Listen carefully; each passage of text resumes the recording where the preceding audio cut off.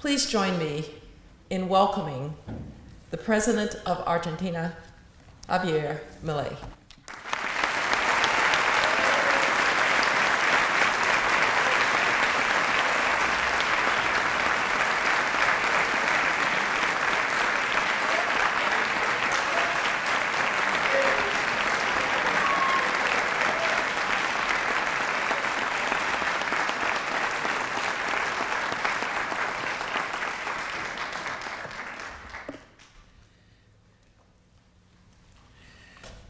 Buen día, muchísimas gracias por permitirme tener el honor de estar aquí con ustedes y por poder transmitirle algunas de las ideas que están siendo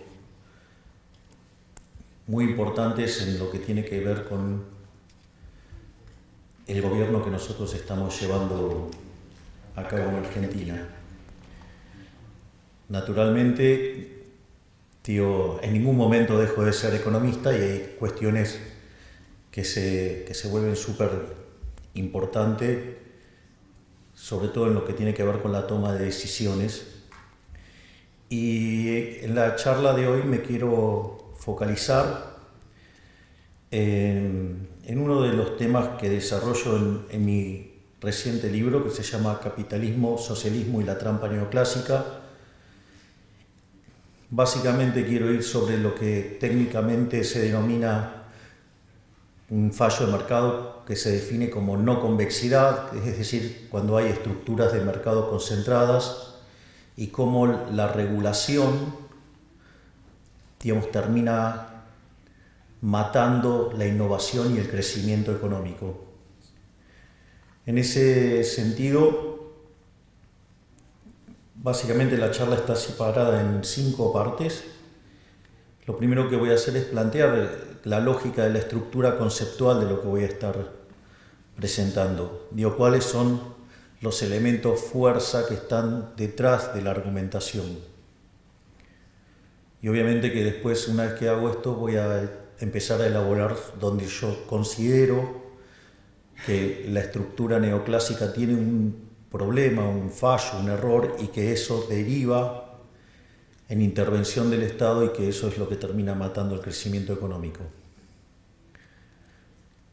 Básicamente, el primer elemento de la estructura conceptual es una idea de Mises. Mises señalaba que solamente había 2 sistemas económicos en forma polares, ¿no? O sea, por un lado, el capitalismo de libre empresa, y en el otro extremo, el socialismo real. Esa idea, combinada con un trabajo de Hayek, muy famoso, que es el libro Camino de Servidumbre. El libro Camino de Servidumbre señalaba que cada vez que aparecía una intervención del Estado, el resultado terminaba siendo peor que lo que había originalmente. Hay una frase de Milton Friedman, quien pasó mucho tiempo aquí en el Instituto Hoover,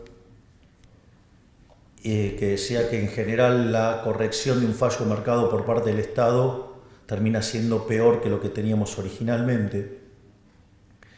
Y básicamente entonces lo que señalaba Hayek en Camino de Servidumbre es que cada vez que había una intervención el resultado era peor, y que eso motivaba a los políticos a nuevas intervenciones, y eso generaba no solo que el sistema funcionara peor, sino que implicaba cada vez mayor peso del Estado, y que esa dinámica a la postre llevaba al socialismo y por ende llevaba a la miseria. Por lo tanto, es importante saber, cuáles son las lógicas y las dinámicas también que conllevan a eso. El primer punto, que tiene que ver con la imposibilidad del socialismo fue planteado ya en 1922 por Mises en su libro Socialismo, y lo que decía es que el socialismo era inviable porque no podía ser cálculo económico.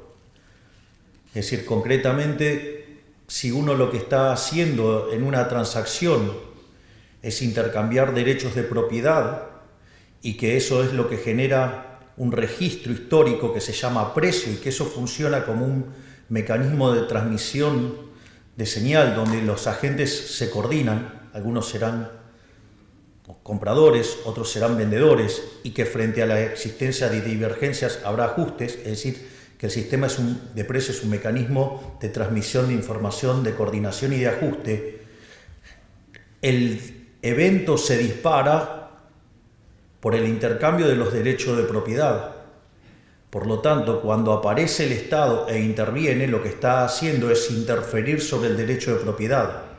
Y al interferir en el derecho de propiedad, la señal empieza a tener ruido. Y cuanto más intervención hay, cuanto más se vulnere y violenta el derecho de propiedad, la señal que se transmite cada vez es peor. Y en el límite, en el socialismo real y sin propiedad privada, no hay sistema de precios y por ende el sistema se derrumba. Por eso, en todos los lugares donde se aplicó el socialismo fue un fracaso en lo económico, en lo social y en lo cultural. Y además, como exacerba la violencia de los políticos, han terminado asesinando a 150 millones de seres humanos.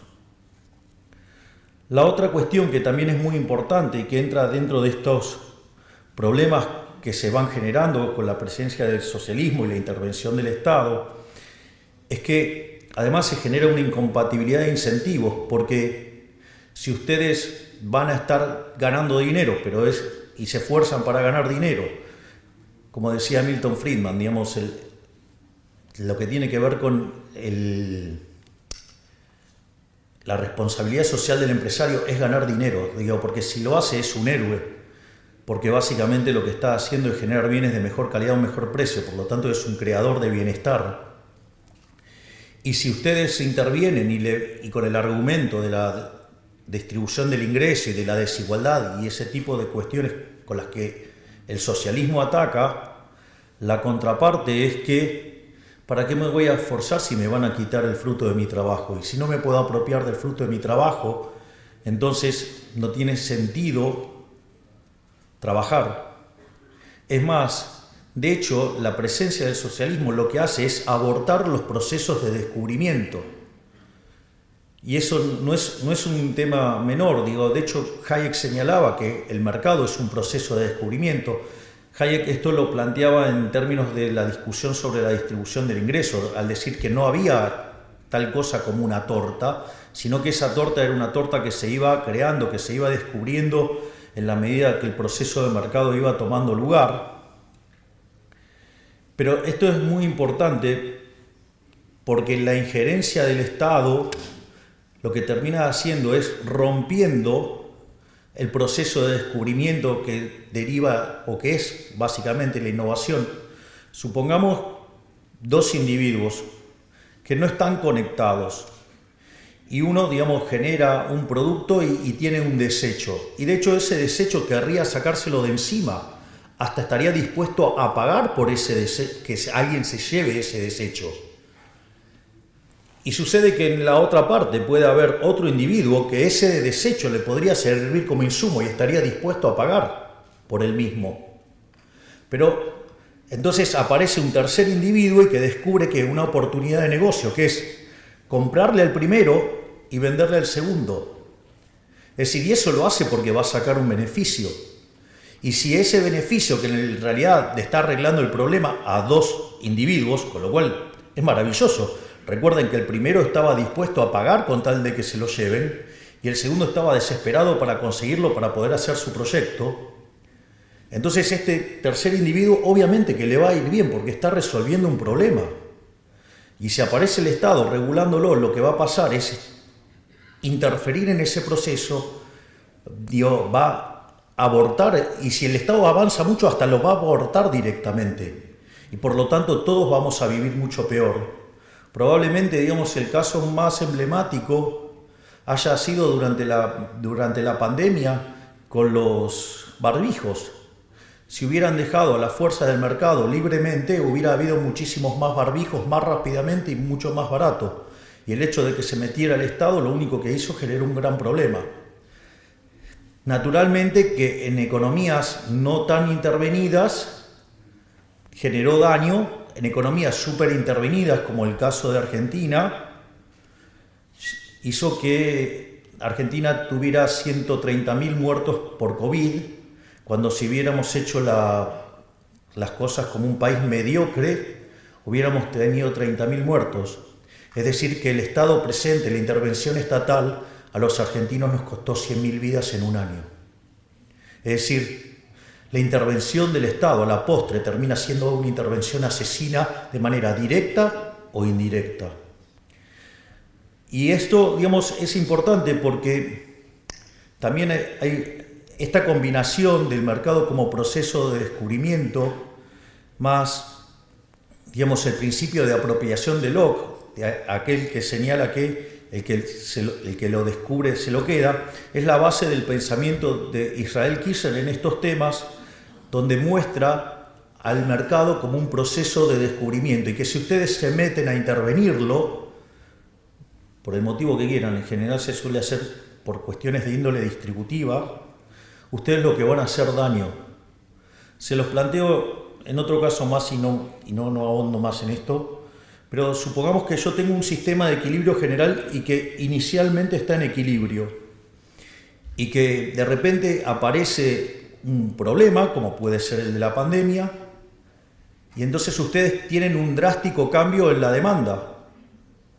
Ese cambio drástico en la demanda lo que va a hacer que algunos productos van a ser muy demandados y su precio naturalmente de corto plazo va a ser muy alto.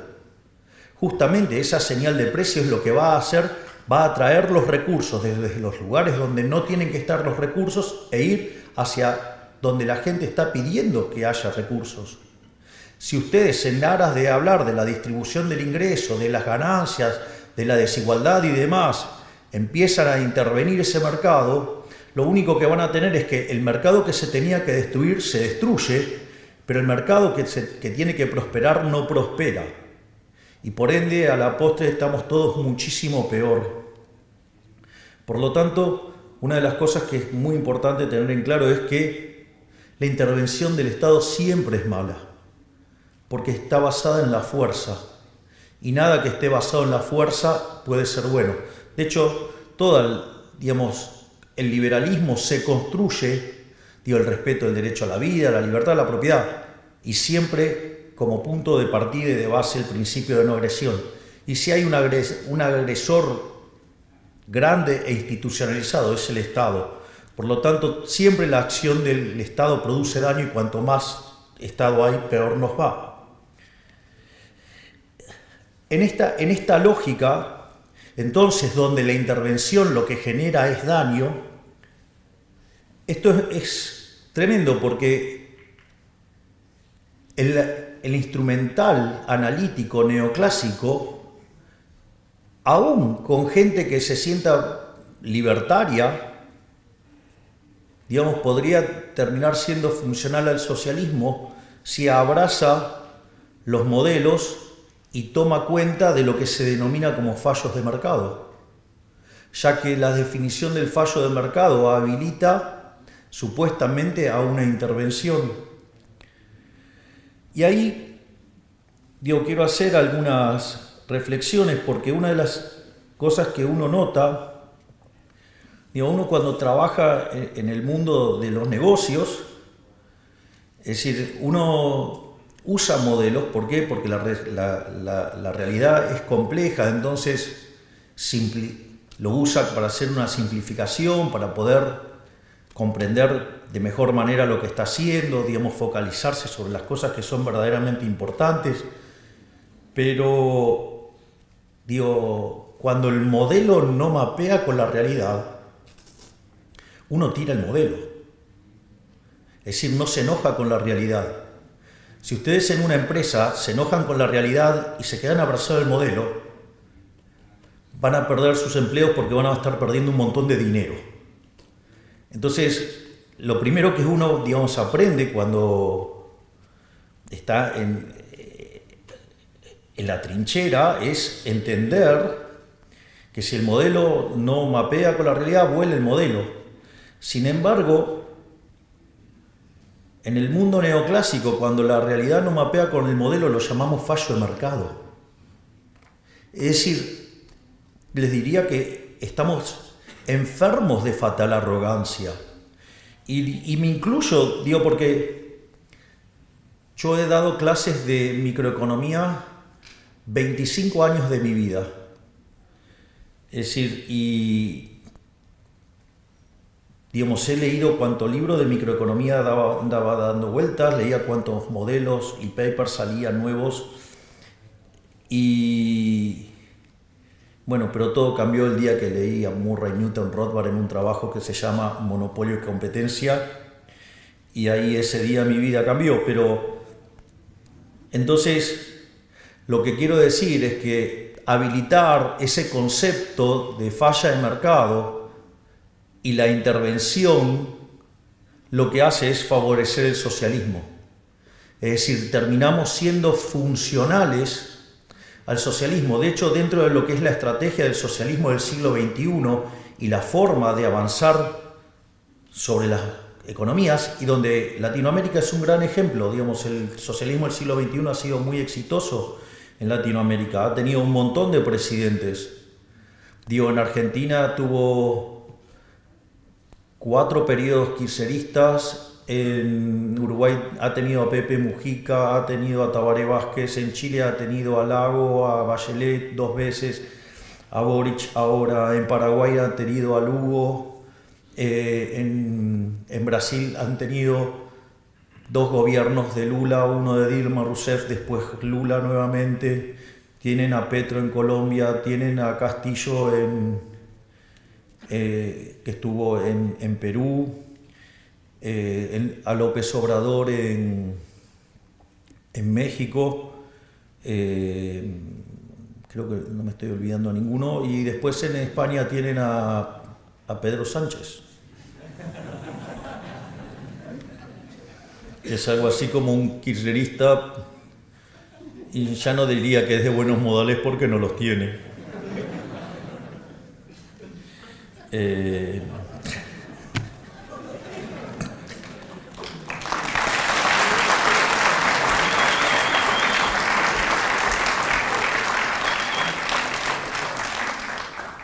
Ahora, entonces es, bueno, ¿y entonces qué hacemos? Bueno, yo una de las cosas que voy a hacer es detectar estos problemas, proponer algunas soluciones, pero naturalmente, digamos, les aviso que esto es parte de mi próximo trabajo que estoy escribiendo con el doctor Demian Reidel, quien además tengo el privilegio de que me acompañe y que sea uno de mis jefes de asesores.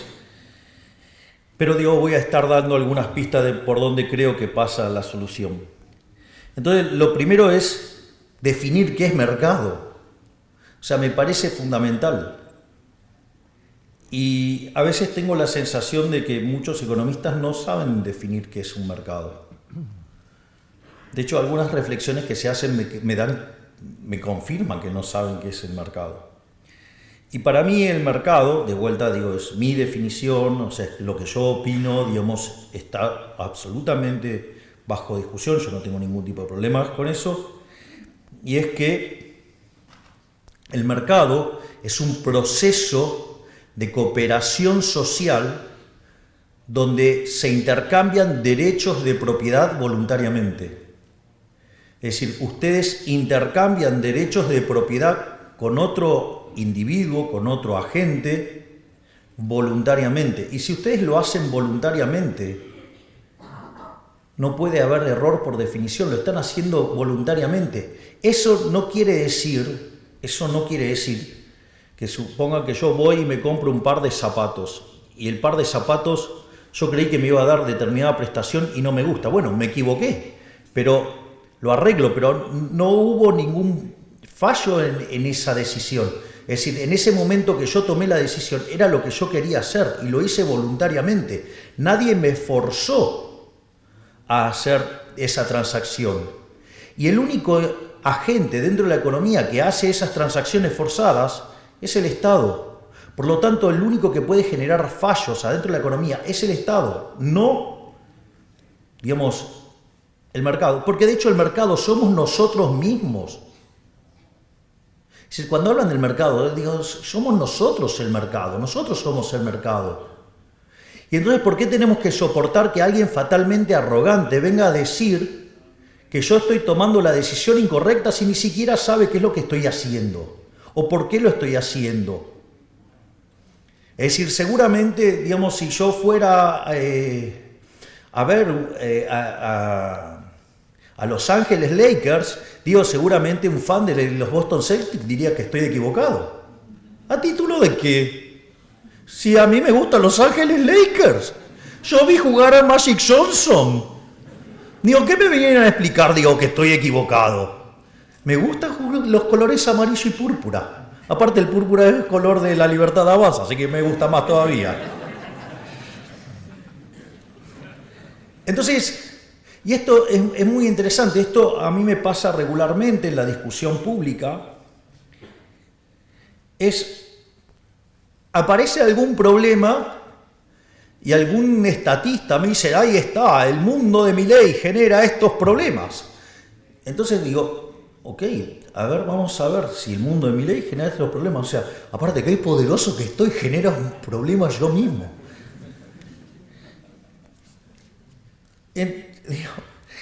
Entonces, nada, digo porque hay cosas que me pasan por la cabeza que obviamente no las puedo contar porque tengo una restricción que sigo siendo jefe de Estado. Así es que cuando escuchan, cuando ven que hago hay así como un silencio, les pido por favor que me entiendan. Entonces, una de las cosas que yo digo es, si ustedes creen que hay un fallo de mercado, en un determinado mercado, la primer prueba que propongo es que se fijen si no está la intervención del Estado. Porque no sea cosa que en realidad lo que ustedes están percibiendo como un fallo de mercado, en realidad es justamente los daños que causa la acción del Estado. Y si ustedes corrieran al Estado del medio, seguramente que estaríamos mejor. Entonces, el primer punto es, vayan y chequeen si está metido el Estado. Ahora, si ustedes fueron, chequearon y el Estado no está metido, les hago una sugerencia. Vayan y hagan el análisis de vuelta porque está mal. Es decir, obviamente, yo soy un liberal libertario. Entonces, nada, lo que voy a dar es fundamentación de por qué digo lo que digo.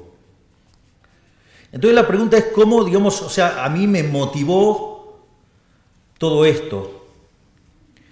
Una de las cosas que a mí me pasaron, digamos, de tanto hacer microeconomía y equilibrio general, cuando apareció toda la literatura moderna de crecimiento económico, digo, me resultaba muy amigable, toda microfundamentada, me resultaba de muchísima facilidad, a punto tal que me puse a estudiar crecimiento económico y me terminé especializando en temas de crecimiento económico con y sin dinero.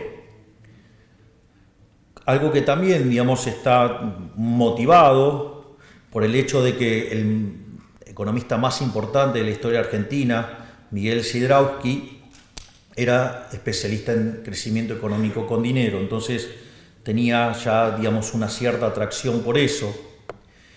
Y todos los microfundamentos me habían resultado de muchísima utilidad y haber dado clases también de economía matemática también me ayudaban. Entonces es que empecé a trabajar en estos temas. Y en un momento me invitaron a dar una charla en el World Economic Forum, no la última que hice tanto escándalo, cuando era una persona más tranquila. Que me invitaron a hablar sobre demografía y crecimiento, y cuando empiezo a mirar esto, me encuentro con los trabajos de Angus Maddison, y me encuentro con algo que todos ustedes conocen, yo igual lo voy a describir, pero seguramente todos ustedes lo conocen, que es lo que se llama el palo de hockey. Es decir, esa serie que presenta Angus Maddison con 2000 años de historia, es decir, desde el año 0 de la era cristiana hasta el año 2000, y que nos encontramos que el PBI per cápita durante 1800 años prácticamente estuvo constante, que solamente hubo un 40% de incremento del PBI per cápita en lo que tiene que ver en el siglo XVI, es decir, después del descubrimiento de América, y que la verdad es que era una serie absolutamente monótona, una serie que, digamos, si uno se paraba allá por el 1800 y tenía que elegir entre quedarse con Adam Smith o Malthus, parecía lo más razonable quedarse con Malthus. Sin embargo, digamos, después de la Revolución Industrial, digamos, el PBI per cápita subió cerca de 10 veces. Y eso se da en un contexto donde la población se multiplicó por lo menos por 7 veces. Entonces, frente a esa situación, lo que uno ve es que estamos ante la presencia de rendimientos crecientes. Tenemos más gente entrando en el mercado y, sin embargo, la productividad sube. Si el PBI per cápita subía, es decir, lo que pronosticaba Malthus no se daba. Y eso, digamos, la presencia de rendimientos crecientes, es decir, que en la terminología de fallo de mercado se llaman no convexidades, o si ustedes quieren ponerlo de otro nombre, en que hay estructuras de mercado concentradas. El problema es que si ustedes lo plantean en términos microeconómicos, eso es un supuesto fallo de mercado, o por decirlo de alguna manera, los monopolios son malos.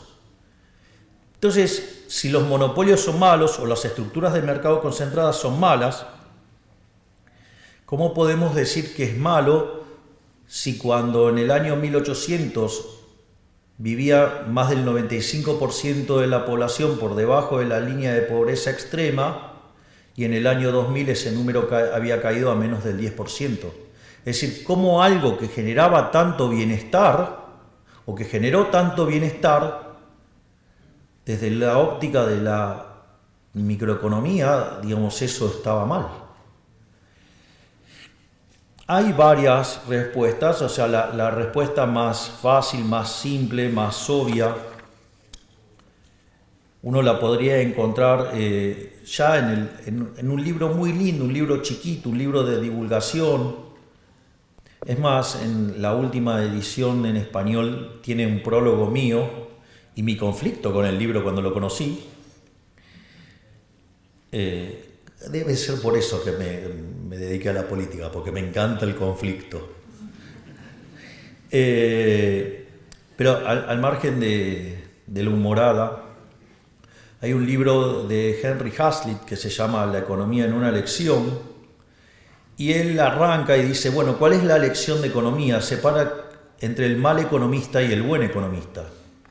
Dice que el mal economista es el que se focaliza solamente en un mercado y en un solo periodo de tiempo, mientras que el buen economista no solo mira un mercado, sino que mira a todos los demás y no solo considera las consecuencias de lo que pasa hoy, sino que además considera también las implicancias sobre el futuro. Es decir, está hablando de un economista, el mal economista es un economista que solamente hace equilibrio parcial y de un solo periodo, y el buen economista hace equilibrio general intertemporal. O sea, esa vendría a ser la definición.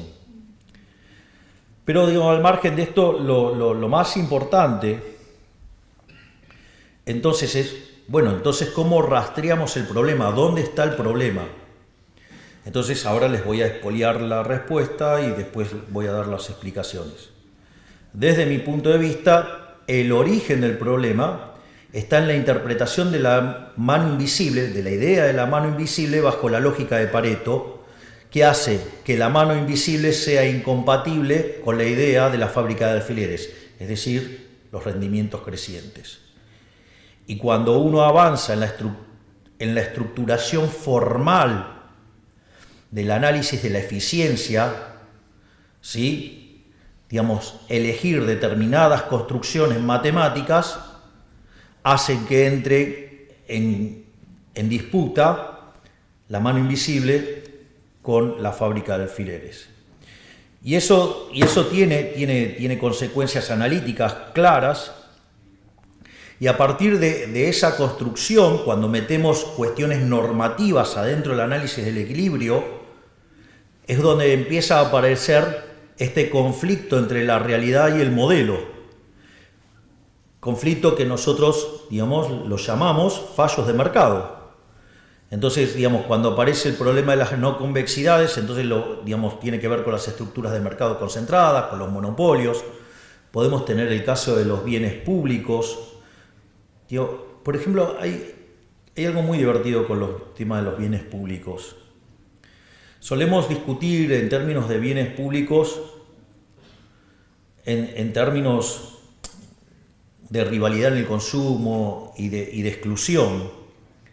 Y cuando uno mira, entonces, por ejemplo, el caso emblemático que se utilizaba para describir un caso donde no se cumplía la rivalidad en consumo y la exclusión, era el tema de los faros.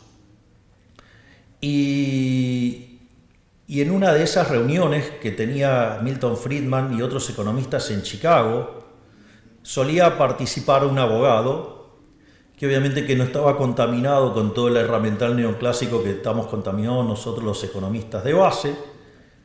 Entonces encontraba soluciones muy divertidas y entonces decían, bueno, que el caso emblemático eran los faros y los faros y los faros. Entonces quiso este abogado, que después ganó el Premio Nobel de Economía, que vivió hasta los 104 años, si no me equivoco, que se llamaba Ronald Coase.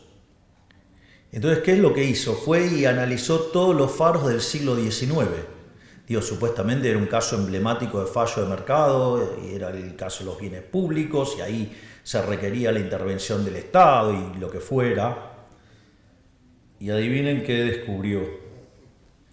Que eran todos privados. Es decir, que los economistas no sepamos, digamos, describir bien el problema. No está el problema en la realidad, está en que tenemos herramientas que están mal. Y esto es un tema, el tema de los bienes públicos. Se los voy a hacer. Yo creo que cuando yo se los cuente, ustedes van a creer que esto es un chiste. Pero créanme que en la vida real no lo es, y mucho menos en Argentina. Puede ser que esté afectado, digamos, por el caso. Pero supongamos que ustedes tienen dos comunidades separadas por un río. Y entonces descubren que si ustedes hacen un puente, podrían intercambiar con la otra comunidad, están ampliando el tamaño de mercado, por lo tanto, digamos, van a tener mayor división del trabajo, mayor productividad, mayor bienestar. ¿Vos tenés una camiseta de Boca ahí? Bien. Ese es populismo. No, pero ese era cuando era arquero. No, eso no cuenta. Pero doblemente populista. Entonces descubren que sería bueno hacer un puente. Entonces, ¿qué es lo que pasa? Si fuera solamente un problema de los privados, ¿saben qué hacen? Se ponen de acuerdo y juntan y arman el puente, le buscan la vuelta. El problema es cuando está el Estado. Entonces el Estado va, les cobra impuestos a todos y hace el puente. Pero después hay un montón de personas que viven del Estado. Entonces, ¿qué hacen? Empiezan a buscar, hacen el Ministerio del Puente y empiezan a buscar dónde hacer puentes. Llega un momento que hicieron todos los puentes que se podían hacer. Entonces crean el Ministerio del Agua para poner agua para después hacerle un puente. Ustedes se ríen. Les pido que revisen el organigrama de la función pública. Por suerte, digamos, acá tengo conmigo que me está acompañando este profesional formidable, maravilloso, que es mi ministro de Economía, Luis Caputo, que es el que está llevando a cabo la motosierra. Y de eso estamos sacando un montón de cosas.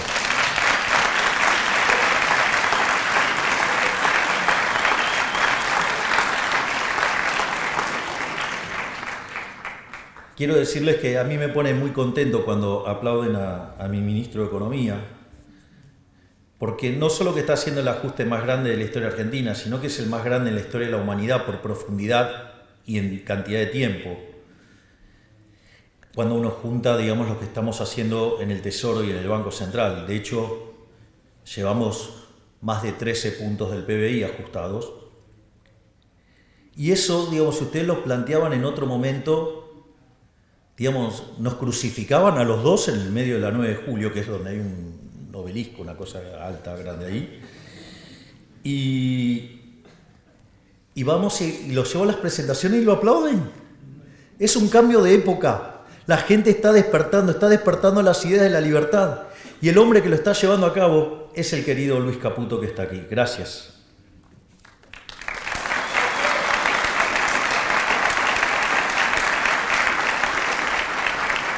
Obviamente que hay otro tipo de supuesto fallo de mercado y que lo podríamos analizar. Digo, externalidades. Ustedes, toman el caso de las externalidades. Las externalidades en consumo. En realidad las externalidades en consumo es para evitar ese punto, es para que no haya un problema de circularidad en la resolución del problema de equilibrio general. Pero ustedes se creen que la gente es tan idiota que no va a poder decidir, va a llegar un momento que se va a morir de hambre, con lo cual, digamos, va a decidir de alguna manera para no morirse. Es decir, entonces no necesito que alguien intervenga para resolverme la externalidad del consumo, porque a la postre alguien lo va a resolver. O, digamos, los casos de externalidad en producción, ¿cuántas veces vieron en los libros de texto, digamos, la empresa que contamina el mar, el agua? En realidad es un problema de definición de propiedad. De hecho, una de las cosas brillantes que también resolvió Coase era el tema de resolver estos problemas asignando derechos de propiedad. Otra cuestión más es la de información asimétrica, donde obviamente, digamos, ahí está claro que, digamos, que mejor que no se meta el Estado, porque, digamos, nosotros podemos resolver ese problema mejor estando en la trinchera que alguien que lo va a mirar desde el Everest. Y la otra cosa también sumamente arrogante es el tema de fallo de coordinación como consecuencia de un problema del dilema de los prisioneros. Digo, si ustedes se fijaron que hay un supuesto fuerte en el dilema de los prisioneros, es que los prisioneros no pueden interactuar. Es decir, o sea, ustedes se dan cuenta que ese supuesto tan simple tiene un nivel de violencia institucional grosero.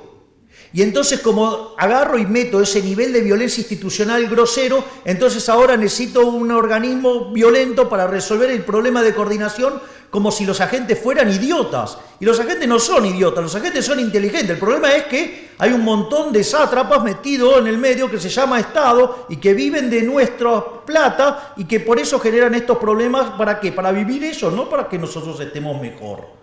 Es decir, ellos se autocrean su propia demanda. ¿Por qué? Porque tienen el poder coercitivo del Estado en el medio. Es decir, el tipo que está en el Estado, digamos, se fija que puede regular. Una cosa que le va a pasar con los reguladores, y esto es importante que lo tengan, como están en esa oficina y necesitan justificar por qué están calentando la silla, crean regulaciones para justificar su existencia y nos arruinan la vida a todos.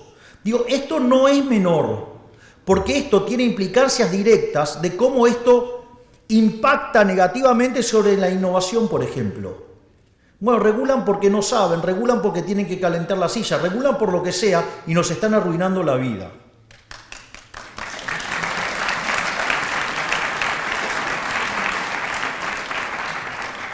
Y es más, les digo más, cuando ustedes tienen monopolios, y esto es importante porque ya sabemos que el crecimiento, digamos, lo vamos a tener que explicar por el lado de los rendimientos crecientes. Cuando ustedes empiezan a regular y ustedes miran cualquier modelo de regulación, una de las cosas que pasa es que cuando ustedes regulan, dado el marco normativo que implica el modelo competitivo, regulan a esos monopolios para que se parezcan lo más parecido posible al modelo competitivo. Y si no lo logran, bueno, que parezca la solución de segundo mejor, que es la Ramsey. En ese contexto, esa regulación lo que va a hacer es eliminar la cuasirrenta. Y si ustedes eliminan la cuasirrenta, ustedes están eliminando los incentivos para innovar. Y si ustedes regulando, asimilando las empresas competitivas y le quitan la cuasirrenta, lo que están haciendo es matar la innovación y por ende están matando el crecimiento económico. Por lo tanto, cuando ustedes se ponen a regular, la contracara, ¿cuál va a ser? Va a ser que no van a crecer. ¿Cuál es la región del mundo que menos crece? Por escándalo. Europa.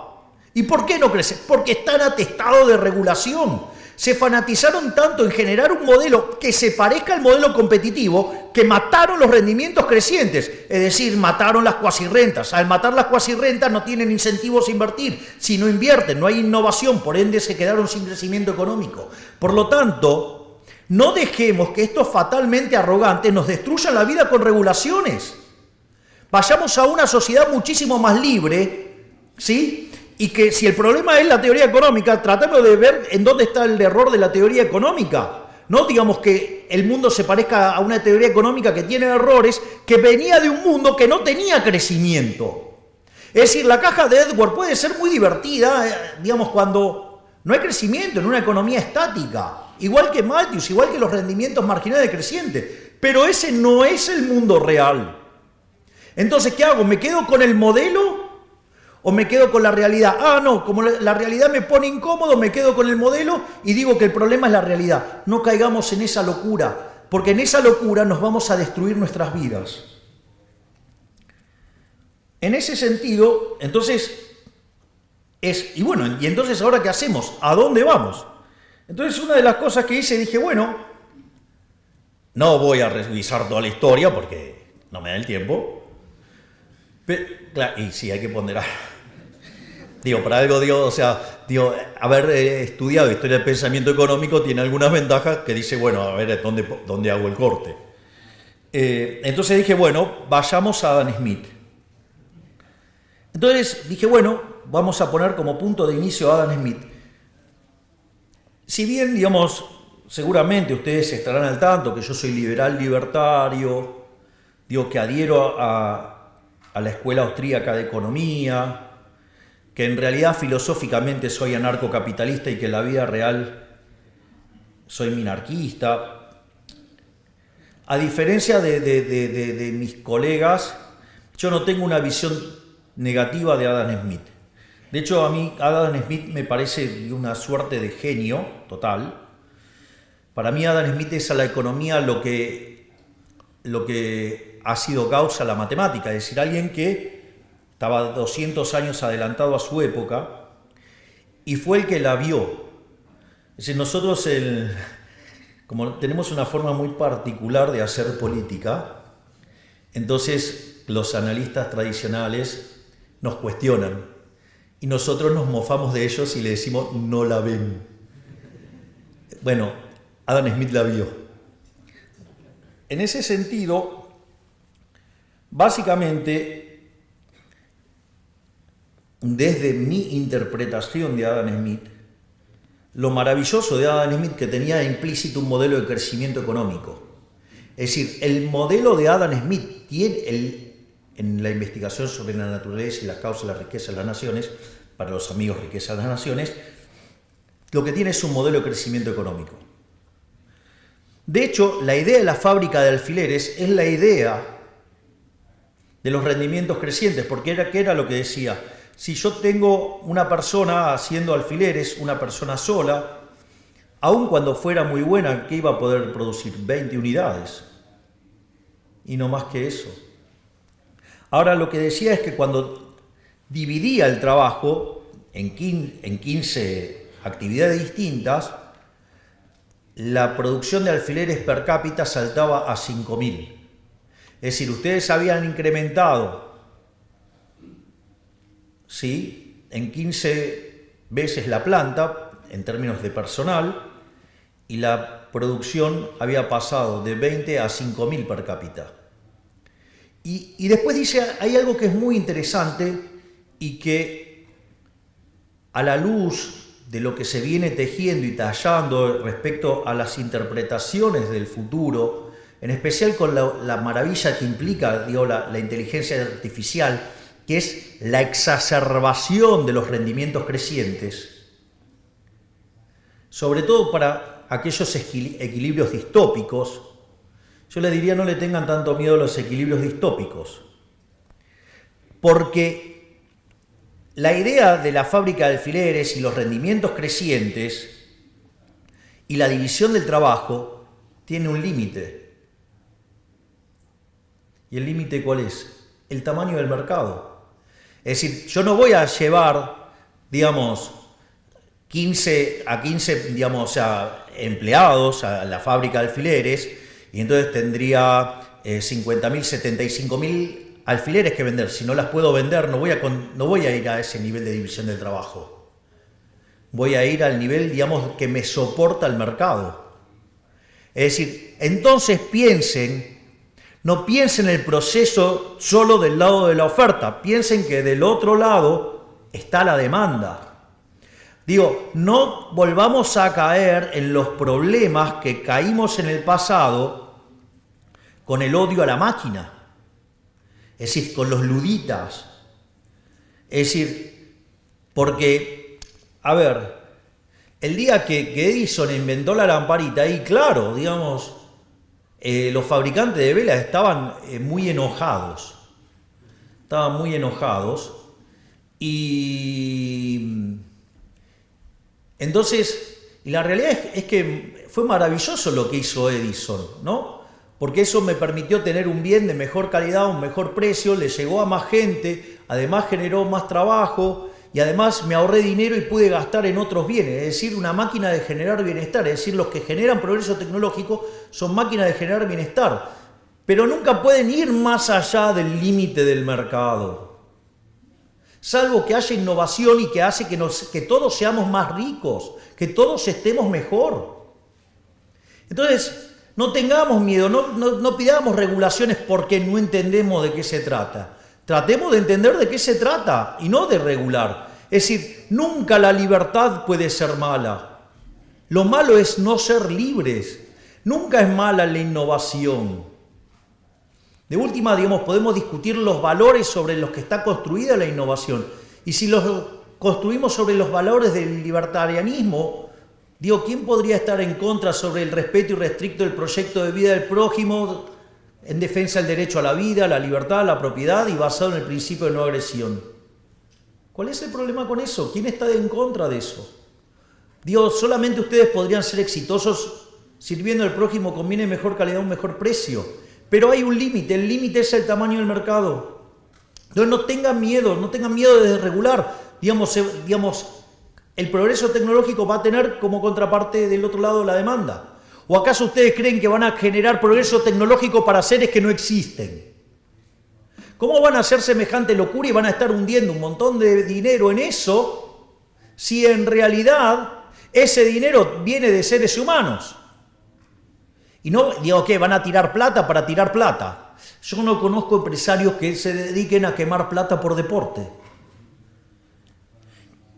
La otra cosa que también tiene muy interesante, digamos, la obra de Adam Smith, es que contemplaba el aprendizaje en la práctica, es decir, el modelo de learning by doing, y además contemplaba el progreso tecnológico, porque básicamente lo que decía Adam Smith era que una persona en su trabajo, cada vez que lo iba haciendo más veces, lo hacía cada vez mejor, es decir, learning by doing, y que en algún momento encontraba una forma de producir lo mismo, pero utilizando menos trabajo, y se daba ahí un salto discreto. Ese salto discreto, ¿cómo lo llamamos? Progreso tecnológico.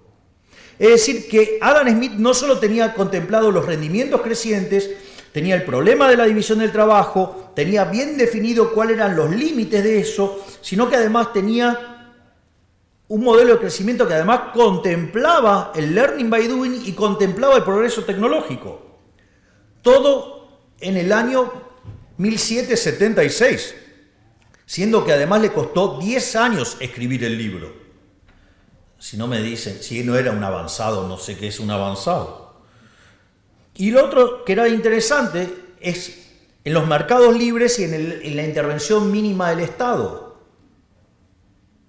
Y eso, digamos, el corolario de eso es la mano invisible, que cada uno guiado por su propio interés conduce al bienestar general. Y en el plano monetario, bueno, tenía un modelo de patrón oro. Ahora, una vez que tenemos la obra de Adam Smith, está claro que hoy es fácil, digamos, ya conociendo los resultados, sabemos que Adam Smith tenía razón. pero en ese momento no era tan evidente. Parados en 1776 no era tan evidente. Y por eso ustedes tienen que, en el año 1801, si no me equivoco, pero digamos por ahí dando vuelta, o 1800 o número parecido por ahí, apareció el trabajo de Malthus y la idea de los rendimientos marginales decrecientes. No parecía algo alocado a la luz de lo que habían sido, por ejemplo, los 1800 años anteriores. Y además, o sea, antes del año cero tampoco difería mucho de lo que fue después, hasta el 1800. Y eso tenía un sentido porque decía que cuando alguien llegaba, ocupaba la mejor parcela de tierra. Y cuando llegaba el segundo, ocupaba una menor y así sucesivamente. Entonces la productividad marginal era decreciente. ¿Sí? Y eso hacía, digamos, que los salarios reales, digamos, cada vez fueran menores. Y eso, digamos, después Malthus lo interactuó, digamos, con la pasión por los sexos, llegó a la ley de hierro a los salarios, y derivó un montón de relaciones aberrantes que no, digamos, no vamos a estar discutiendo ahora, pero digo, relaciones aberrantes que ya venían desde muchísimos años atrás, pero digamos, no es el eje de la discusión de este momento ir ahí. Y esa idea, digamos, fue continuada por Ricardo, por Stuart Mill, hasta que llegó a Marx. Y la realidad es que en ese momento es cuando aparece la teoría neoclásica, superando a los clásicos, y es el tema de la teoría subjetiva del valor, que es ahí donde aparece Menger por un lado, Kuhn-Staben-Jevons por otro, y León Walras. Los menciono porque es importante, porque en algún momento la teoría económica va a tener que volver para atrás, en una parte de la historia, después de Keynes, y eso, digamos, va a ser relevante, digamos, de dónde se van a nutrir. Y en ese sentido, ya cuando estamos entrando al siglo XX,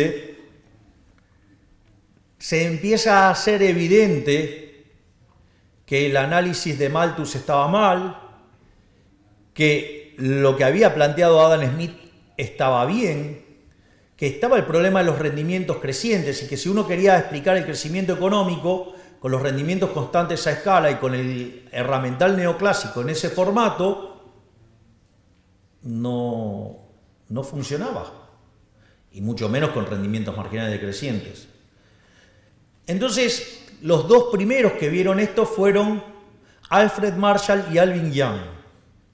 Y empezaron a ver cómo podían hacer para meter la cuestión de los rendimientos crecientes adentro de la estructura de los modelos para poder explicar el crecimiento económico. Y este debate era tan importante y tan intenso que es cuando se empieza a discutir sobre el monopolio, y ustedes ahí se van a encontrar con la teoría del monopolio, digamos que de Joan Robinson, o digamos modelos muy interesantes como el de Chamberlain, con la competencia monopolística. Es decir, había todo un clima de época para tratar de ver dónde estaba el problema de los rendimientos crecientes y cómo meterlos en lo que nosotros hoy llamaríamos análisis macroeconómico o crecimiento económico, para explicar el crecimiento económico. Es decir, había un problema concreto. Pero apareció Keynes. Y el problema con la aparición de Keynes es que todo el marco analítico que existía previo lo destruyó todo. Es decir, la teoría general es una obra maestra, pero una obra maestra del mal, del terror.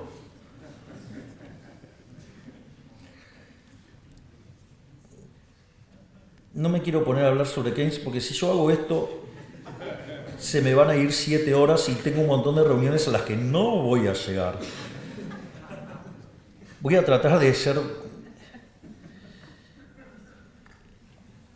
A ver, ¿cómo funcionaba el modelo, cómo funcionaba el análisis macroeconómico pre-Keynes? No se llamaba macroeconomía, pero no importa. Hoy lo podemos pensar así. Eran lo que se llamaban los modelos a la Wicksell, que eran modelos de naturaleza intertemporal, donde la interacción entre ahorro e inversión determinaba la tasa de interés, la que se llama la tasa de interés wickseliana. Es decir, como la tasa de interés siendo un mecanismo de coordinación intertemporal, que no es ni más ni menos que el precio relativo de los bienes presentes respecto de los bienes futuros, y en el mercado de dinero se determinaba el nivel de precios. O sea que era un modelo de características intertemporal, donde en el mercado de bienes se determinaban los precios relativos, ¿sí? Y si lo pasaban a criterio intertemporal, ahorro-inversión, determinaban la tasa de interés, y eso tenía que tener todos los precios relativos alineados en términos de bienes para que todos coincidieran que tenían la misma tasa de interés, para que no haya arbitrajes intertemporales. Y ahí lo que hizo Keynes fue romper todo. Lo primero que hizo es crear una función de consumo dependiendo del ingreso, lo cual, en términos de los que entienden de equilibrio general, eso es una aberración. Las funciones de equilibrio general no contemplan cantidades, contemplan todos los precios. De hecho, digamos, un modelo de equilibrio general viene determinado por las preferencias, las dotaciones y la tecnología. Y si sacan las funciones de exceso de demanda, dependen de los precios. No hay, el ingreso no aparece ahí. Eso es una cosa. El ingreso se deriva de vender mis dotaciones y de la participación que tengo en los beneficios. Por ende, digamos, con los precios está toda la información. Pero como Keynes no era economista y solamente había tomado un curso con Marshall, que era el campeón del equilibrio parcial, se le ocurrió meter ahí en la función de consumo el ingreso. Y ahí, ¿qué hizo? Le rompió la intertemporalidad al consumo y por ende, digamos, el ahorro pasó a ser un residuo. Después, en materia de inversión, es interesante la teoría general, porque tiene un capítulo hermoso describiendo cómo son los criterios de inversión, y en el otro dice que, bueno, básicamente los animal spirits.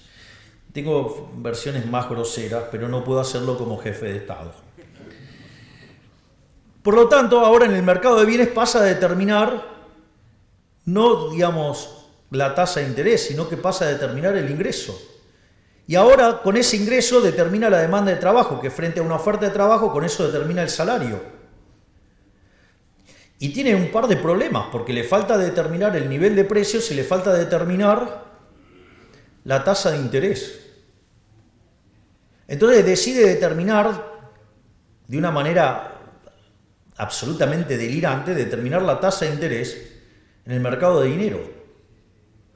Digo, lo cual es una locura, porque la tasa de interés existe no porque existe el dinero, sino que existe porque existe el tiempo. Con lo cual lo rompió todo ahí. Y además necesita, o sea, ¿cómo va a haber tasa de interés en un modelo de un periodo? Digo, ¿se dan cuenta que no tiene sentido, no tiene gollete? La tasa de interés es una cuestión esencialmente intertemporal. Por lo tanto, obviamente no tenía teoría del capital ni nada por el estilo. Y entonces, ¿qué hizo? Bueno, determinó que el nivel de precio de la economía era un markup sobre los salarios. Es decir, otra aberración, o sea, destruyó toda la teoría del valor. Obviamente, semejante monstruo podía funcionar, no. Y entonces cuando apareció, digamos que era evidente que la teoría keynesiana no funcionaba, donde se empezó a manifestar con claridad con la aceleración de la inflación, entonces, ¿qué pasó? Se dio, no sé, el multiplicador, que implica, de hecho, una violación de la restricción del presupuesto. Dijeron, pará, se nos fue la mano, vamos a volver a las bases. Pero como la escuela austríaca había sido derrotada en ese contexto histórico, decidieron volver sobre la línea de Walras. Se apalancaron sobre el trabajo de Abraham Wald, un joven matemático que allá por la década del 20, digamos, hizo una demostración de existencia de equilibrio sin tener teoremas de punto fijo, un verdadero genio. Y con la llegada de los teoremas de punto fijo de Brouwer en el 56 y el de Kakutani en el 57, el primero para funciones y el segundo con correspondencia, empezamos a trabajar sobre el análisis del equilibrio general. Y en el equilibrio general, básicamente, ¿qué estudiamos? Si el equilibrio existe, si es único y si es estable. La maravilla de los teoremas de punto fijo es que si nosotros estamos trabajando con conjuntos que son cerrados, que son acotados, que además son, digamos, que esos conjuntos son convexos, y en el caso que tengamos funciones continuas, podemos aplicar el teorema de Brouwer y entonces el equilibrio existirá, será único y además será único. Y en el caso de correspondencias, el equilibrio existirá. No sabemos si es único y si hacemos algunos supuestos adicionales, ya sea del lado de la demanda o del lado de la oferta o de los dos lados, digamos, nos podemos asegurar la unicidad. Y al mismo tiempo, si sabemos que los efectos directos superan los efectos cruzados, la matriz es digamos, con los cambios de la demanda frente a los precios, los efectos directos superan los cruzados, la matriz es definida negativa y por ende el equilibrio es estable. O sea, con lo cual resolvemos el problema de que el equilibrio existe, es único y es estable. Hasta ahí no tenemos ningún problema. Porque la continuidad, en el caso que trabajemos con funciones, o la semicontinuidad superiormente, digamos que trabajemos con correspondencia, lo podemos asegurar sin necesidad de tener estos problemas en cuanto a lo que necesitamos en materia de existencia. Y entonces, ¿dónde aparece el problema? El problema aparece cuando queremos meter el óptimo de Pareto. Es decir, cuando además a ese equilibrio, que ahora sabemos que existe, que es único y que es estable, le queremos agregar propiedades en términos de bienestar. Cuando nosotros metemos ese problema en términos de bienestar, ¿cómo se resuelve? La idea es que, digamos, si cada uno guiado por su propio interés, llámese maximizar su utilidad, conduce al máximo bienestar general, lo que nosotros necesitaríamos es que todos los agentes estuvieran maximizando. Y cuando nosotros, digamos, lo planteamos en términos de el consumidor, no es un problema. ¿Y el problema ahora dónde aparece? Aparece por el lado de la firma. Entonces, uno de los problemas que nos vamos a encontrar es que no pueden aceptar los rendimientos crecientes porque en ese caso las funciones de producción serían funciones convexas y por ende no podrían encontrar un máximo salvo que lo encuentren en un borde. Pero si lo encontraran en un borde, que implicaría que se quedan con toda la economía, con lo cual cuando miran y hay varias empresas, quiere decir que no es un problema. Y cuando tuvieron en una economía un solo agente, ¿eso ocurrió cuándo? En el comunismo. Y ya sabemos que fue un fracaso, porque no podía computar precios, por lo tanto, no funciona. Entonces, se decidió mirar para otro costado, se dejó eso así. En el libro de Varian, que seguramente a nivel intermedio, desde mi punto de vista, es el mejor. ¿Saben cuántas veces se menciona la palabra empresario en el libro? Ninguna. Y empresa 4 veces, firma, sí, o sea... Es decir, ¿ustedes se creen que, digamos, la función del empresario es solamente resolver un lagrangiano? Digo, sería bastante fácil la labor del empresario. Y eso... Dios, se perdió acá. Y eso es lo que está haciendo que no podamos contemplar y capturar correctamente el problema de los rendimientos crecientes. Y ese problema de querer hacer el análisis de bienestar llevó a utilizar malas construcciones matemáticas que nos hace quedar con los rendimientos constantes a escalas o marginales decrecientes y que si hay algo que en la realidad difiere con el modelo, lo llamamos fallo de mercado y eso habilita la intervención y cuando habilitamos la intervención el resultado va a ser peor. ¿Y cuál es el problema con todo esto? Que cuanto más avancemos con el tema de las regulaciones, más vamos a estar matando los rendimientos crecientes. Y cuando estemos matando los rendimientos crecientes, como vamos a estar matando la generación de beneficios, vamos a matar los incentivos a innovar. Y si matamos los incentivos a innovar, no crecemos más. Por lo tanto, sugiero, porque ya no me dan los tiempos, leer activamente un trabajo de Murray Newton Rothbard, el inventor del anarcocapitalismo, que se llama Monopolio y Competencia, que está dentro de un libro maravilloso que también recomiendo leer, los 3 tomos, que se llama El hombre, la economía y el Estado. El tercer tomo se llama Poder y Mercado, pero es parte de la misma obra, que es cuando Rothbard se vuelve anarcocapitalista, para ver, porque les va a hacer abrir los ojos, y es que los monopolios no son malos. Si yo tengo 10 empresas y una crea un producto, no sé, un celular, de mejor calidad o mejor precio, ¿qué cree que va a pasar con las 9 restantes? Van a ir a la quiebra.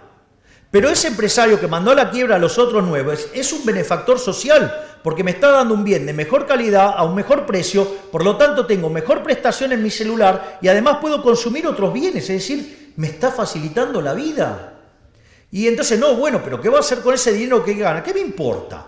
Si lo ahorra, se transforma en inversión en otro lugar. Si lo reinvierte, su empresa crece más, me va a dar todavía mejores celulares y va a pagar mayores salarios y voy a ahorrarme más plata y voy a hacer un montón de otras cosas.